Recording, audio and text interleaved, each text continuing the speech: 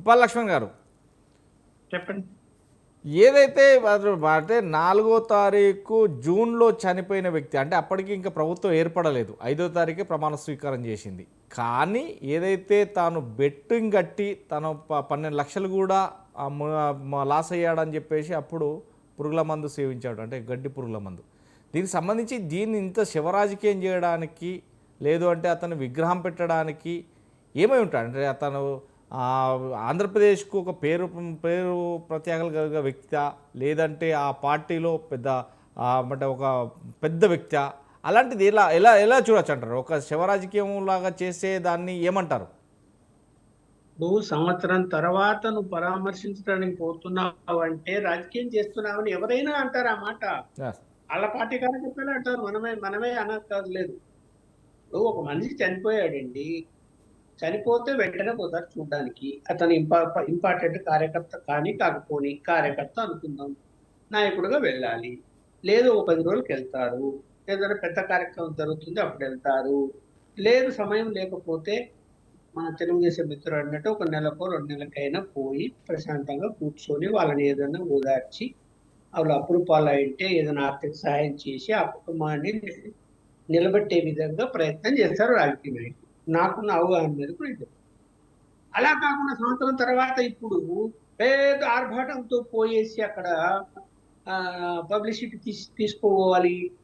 అసలు ఆ నినాదాలు ఏంది, ఆ ఫ్లెక్సీలు ఏంది, ఆ మాటలు ఏంది, ఆ కార్యకర్తలు ఏంది, వాళ్ళందరితో ఏం పనిది నాకు అర్థం కదా. నువ్వు అంత జనంతో వెళ్ళాల్సినటువంటి అవసరం ఏంటి? అని ఎందుకు అభద్రతా భావం అవుతున్నాడు జగన్మోహన్ రెడ్డి?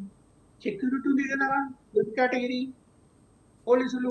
నువ్వు వాళ్ళు కూడా చెప్పారు కదా, అయ్యా బాబు అవసరమైతే ఒక 100 మందితో వెళ్ళి నువ్వు సెక్యూరిటీ పూర్తిగా ఇస్తామని నువ్వు సహకరించు. ఆ 100 మందితో వెళ్ళు, పోలీసులు నీకు కపలా ఉంటారు, నీ సెక్యూరిటీ ఇస్తారు, గొడవలు జరగవు, ఏం జరగవు. ఓ పరామర్శించు, మళ్ళీ వెళ్ళిపో. ఇది కదా సిస్టమ్ అనేది. అలా కాకుండా ఓని జనాన్ని ఎట్టేసుకొని ఆ జనం అసలు చూశారు కదా, ఆయన ప్రెస్ మీట్ లో బయటకు వచ్చి ప్రెస్ వాళ్ళతో మాట్లాడుతూ ఉంటే ఎంత డిస్టర్బెన్స్ గా ఉందో మనం చూసాం కదా టీవీలలో. బయట వాళ్ళ కేకలు, ఈలలు. ఇవే ఒక మనిషి చనిపోతే ఆ కుటుంబాన్ని ఓదార్చడానికి పోతే ఈలలు, కేకలు అరుస్తారా?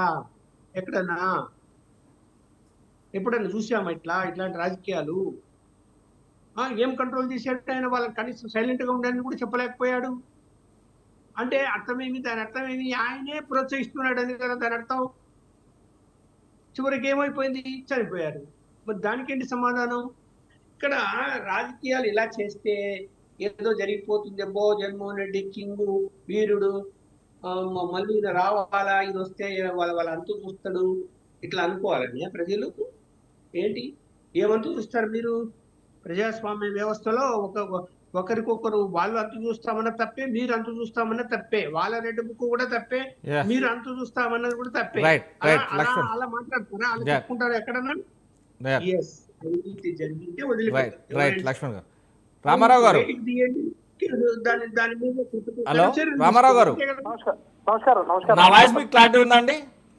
క్లారిటీ ఉందండి. రామారావు గారు, మొత్తం మీద ఏదైతే